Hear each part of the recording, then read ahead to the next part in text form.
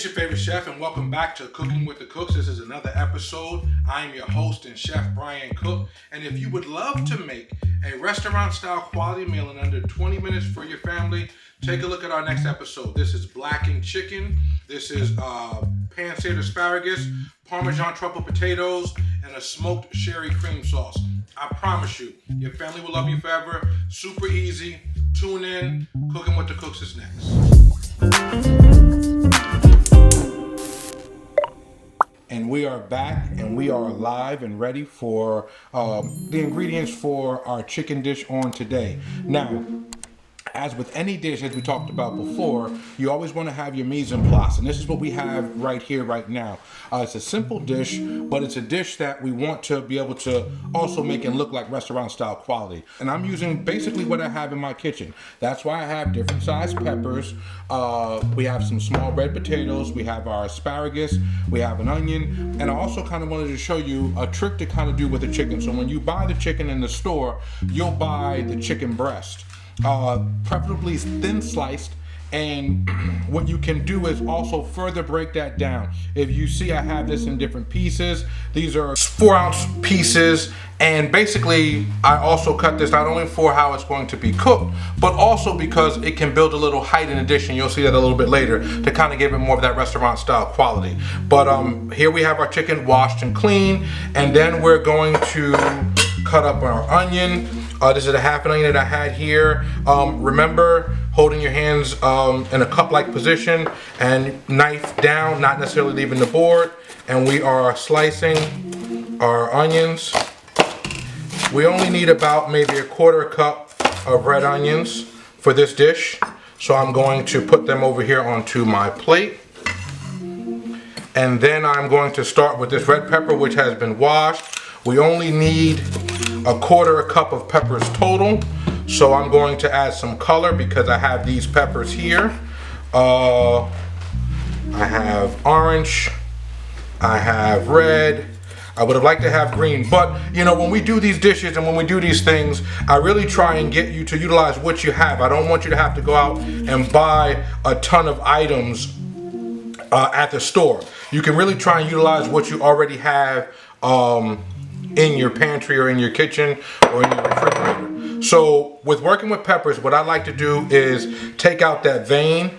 So I'm carefully slicing and taking out the vein.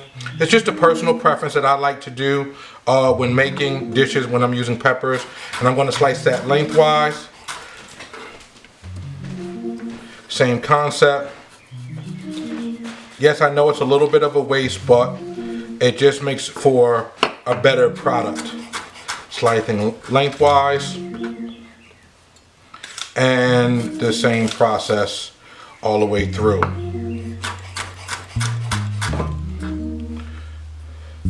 Then we'll do our red pepper. Be careful that you don't lose a fingertip.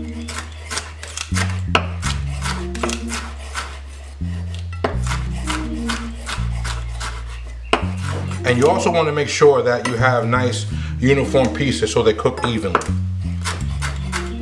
With our asparagus, and I'll just leave this on the plate. With our asparagus, I'm going to take the bottom of the stalks off, so I'll hold them kind of in a bundle, and you can cut away from you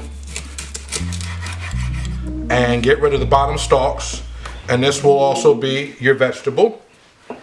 And then we're going to take these red potatoes. If you have small white potatoes, or if you have a whole potato and you want to use, I have these small reds, but I'm going to slice them into thin slices so that one, they cook rather quickly, and two, they cook uniformly. And that's going to be the base of this dish. This is all we need, as we're only going to be making a smaller portion. Now, depending upon how many people you're feeding will determine how many potatoes you would use. And then lastly, we're going to add a bit of fresh garlic to the dish. So I have my pilon, which is staple in our household. It's where I crush my garlic at. And I like doing it better this way because now I got the oils and everything crushed in. I'm assured that I got some nice pieces and that the garlic is nice, pulverized, ready to go into the dish, ready to add an immense amount of flavor. And this is what you have when you, and I actually made a little extra than what I need. This is about maybe 4, well actually I have about maybe 10 garlic cloves. We only need about 4. But because I go through garlic like crazy in my house, we will bag this up and utilize this a little bit later.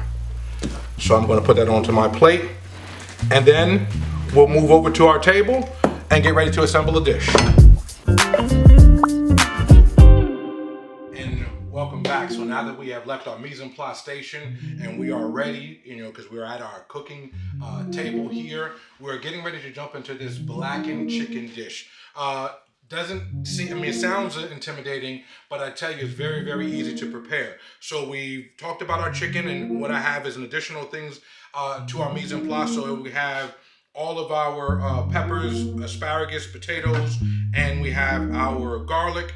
I have our blackening seasoning, which I put onto the chicken and massage it with a little bit of olive oil. I have some Parmesan cheese, and then I have that chicken base. You'll probably find it as better than bouillon, but I use a miner's chicken base, which we'll show in later segments, and it's more concentrated than a chicken bouillon, but it's also a better product. And you can just use that just to flavor all of your sauces. We're going to use that to flavor our sauce.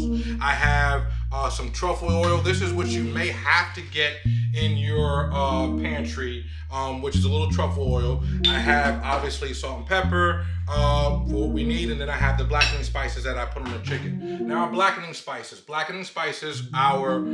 you can buy them or you can, make them. We haven't really had a class or a session yet on how to, create your own spices, but blackening spices are very simple. Your base is smoked paprika, and then you want to have onion powder, garlic powder, usually a little cayenne pepper if you like.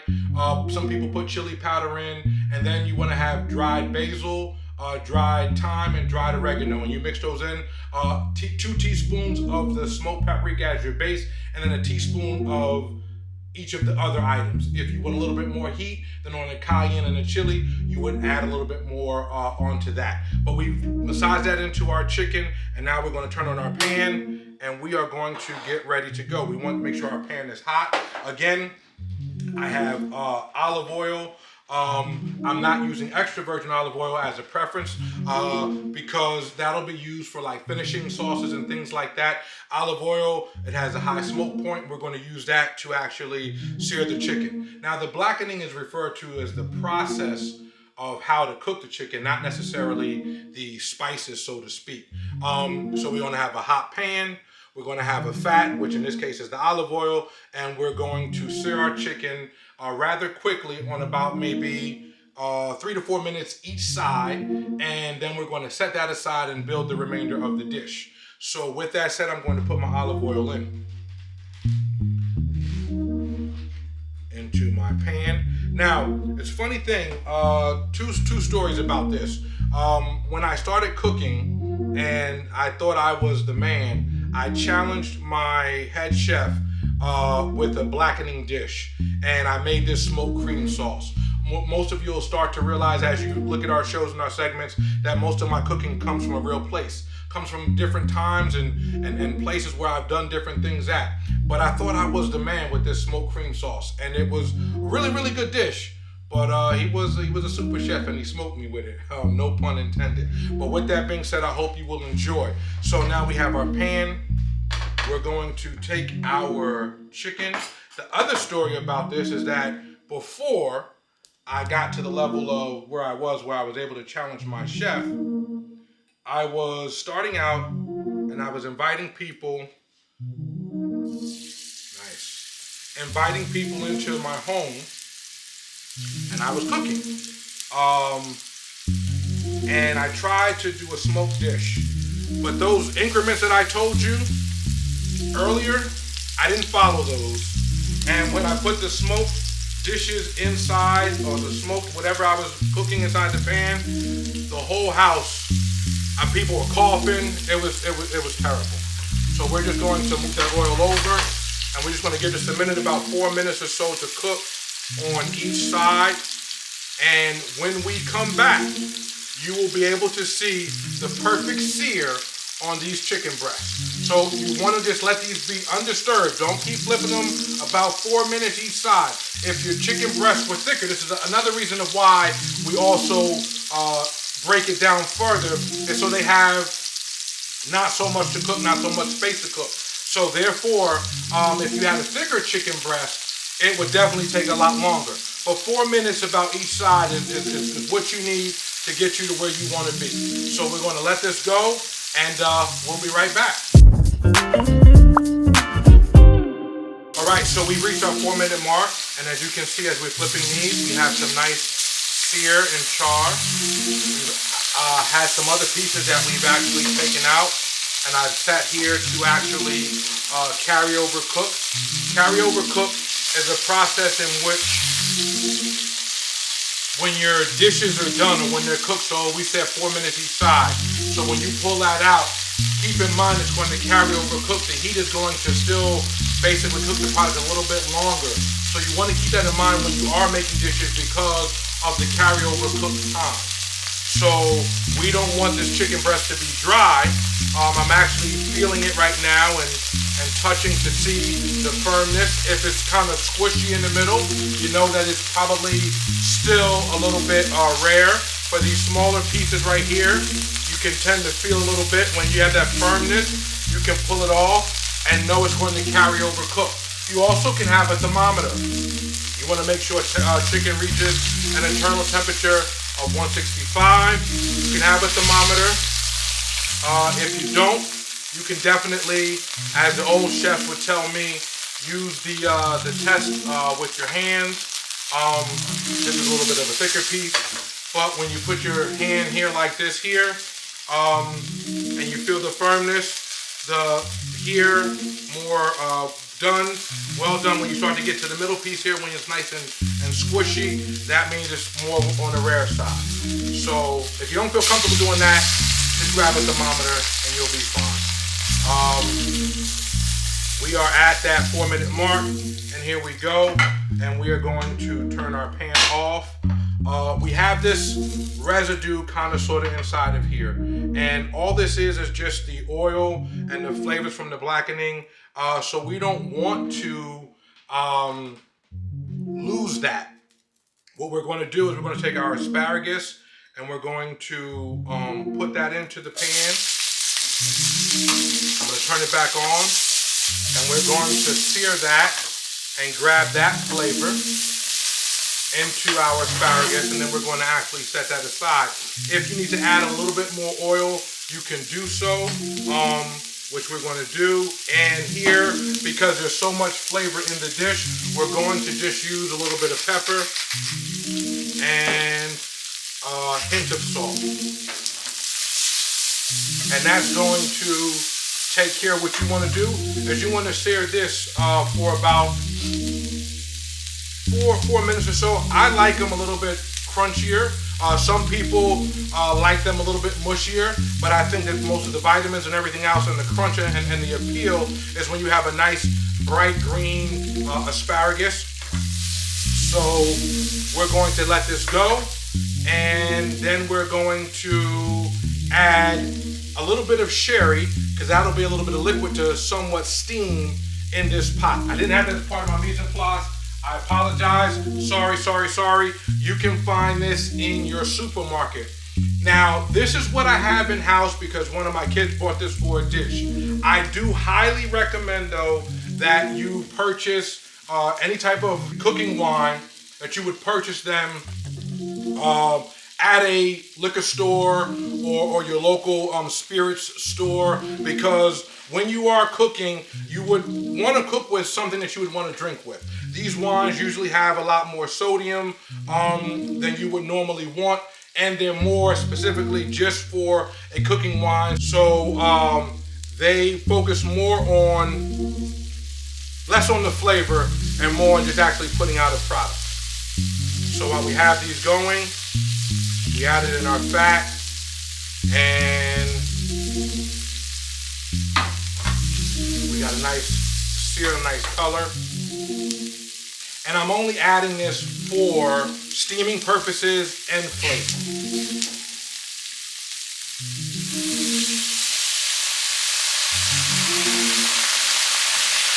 That's about 1/4 cup.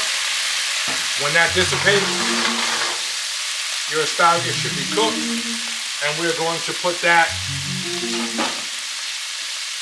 on our plate with our chicken that is resting so that we can finish up the remainder of this dish. Now, we're rounding third base, and we're on our way home. The last thing we have to do is the potatoes, and I want to put those in. So we're going to take these out. They're still firm, and they still have some crunch to them. And I am going to add my potatoes.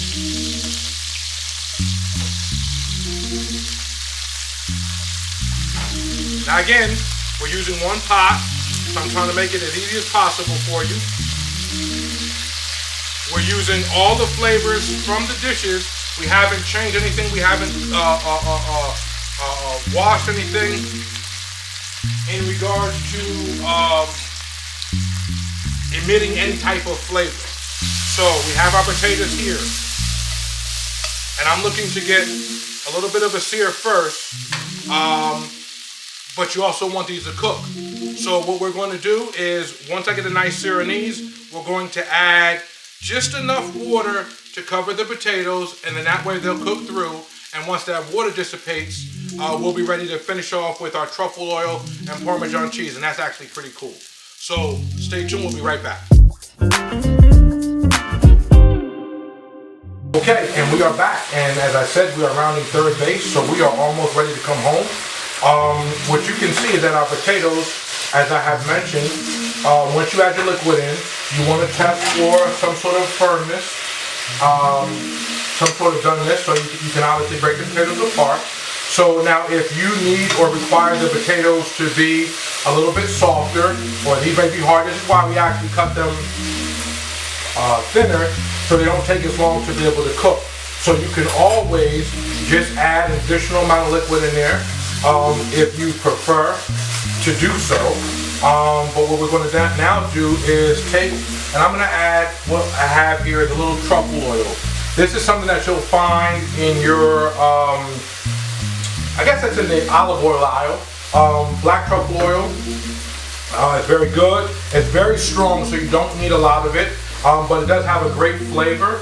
And truffles kind of like, you know, an earthy kind of a flavor. We're going to just drizzle a little bit in the pan, and we're going to let that toss.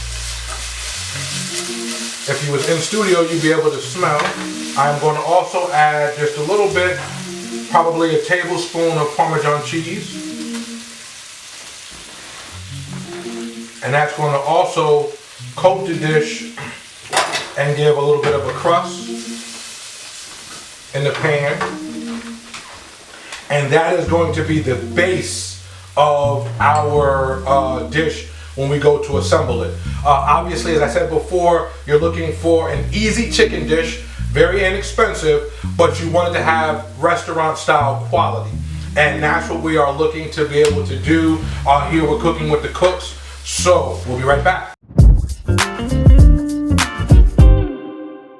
Okay, so now we've taken our potatoes out. We have our pan ready to go again. We're not washing, we're just using all this flavor here. We're going to add a little bit of olive oil. At this point, you can add unsalted butter because you can control the salt if you'd like, but I'm using olive oil because I had that. We're going to throw in our peppers and onions. And this is going to be our sauce. We're going to get all that flavor in. Kind of let that go. Notice I didn't add my garlic right away because I don't want the garlic to burn. And this is where an item that I didn't talk about earlier on that you must have in order to pull this whole dish together. Liquid smoke. You can find this also, I believe it's in the baking aisle as well, but it's just very potent. So basically, you'll probably have your chicken and things like that in your pantry normally or in your refrigerator, but you probably wouldn't have truffle oil or liquid smoke. So these are two things that you probably would have to buy if you want to make this dish. Everything else you would normally have.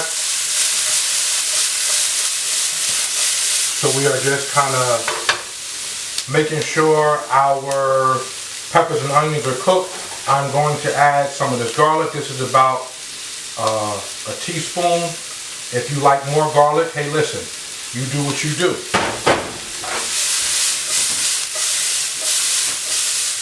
And we're letting that go. And then we're going to add some sherry. Obviously a sherry cream sauce. That was a third of a cup, or actually a quarter of a cup, depending upon, again, how many people you're going to be preparing for. You want to let that reduce. I am then going to take and add, this is where we're going to add some of the chicken base, or better than bouillon if that's what you have. And we're going to add, this is a teaspoon. I would say if you're doing it for just a family of 5 or 4 or a smaller group, because this is very strong, you want to be mindful of what you're actually doing. So I'm going to take actually some of that chicken base out. Because not only is this flavor, but it also has some sodium too. So you have sodium from the wine, you have sodium from here. I don't want to add any more salt than I need to. And we're going to tone this down. This is about a cup of half and half. You can use heavy cream if you like. We're going to put this in, and we're just going to let this reduce. So you have the chicken base, you have the onions and peppers, you have the garlic, and you have the cream in with it right now. We're going to let that reduce.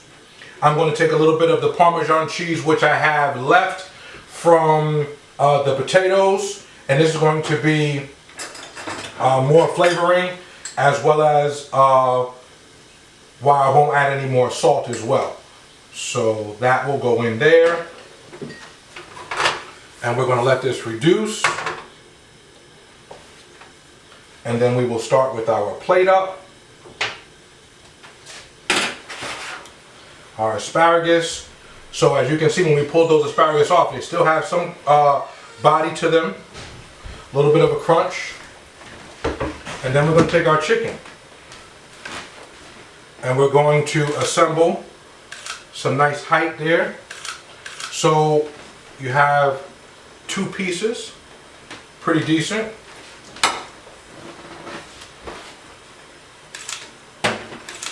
And as this sauce is reducing, I'm going to now add a couple of drops of liquid smoke. You don't need a lot. This goes a long way. But your sauce is reduced. We're going to cut up some parsley. I should have had done in my mise en place, but I didn't.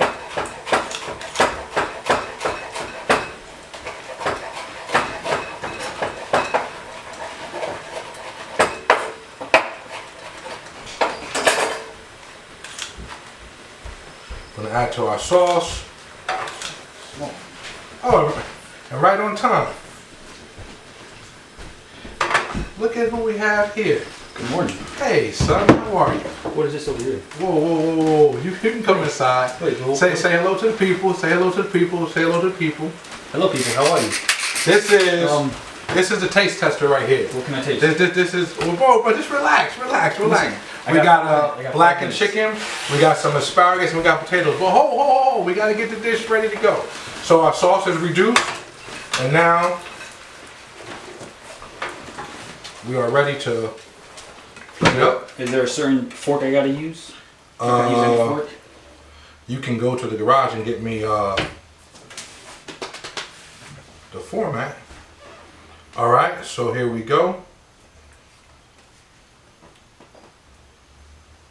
That looks fantastic. And there you have it. This is our dish. This is a blackened chicken dish. And served with truffle potatoes, asparagus, and a smoked sherry cream sauce. Hope you enjoyed. Hope you found it easy to prepare. Wasn't that difficult. We spent about maybe 20 or so minutes in the kitchen getting it done. You have a restaurant style quality meal for your family to enjoy. Come on back next week when we do a couple of other different things with Cooking with the Cooks. Thank you. Make sure you hit that subscribe button. Make sure you hit that like button. And let's just continue to ride this train. Have a good night.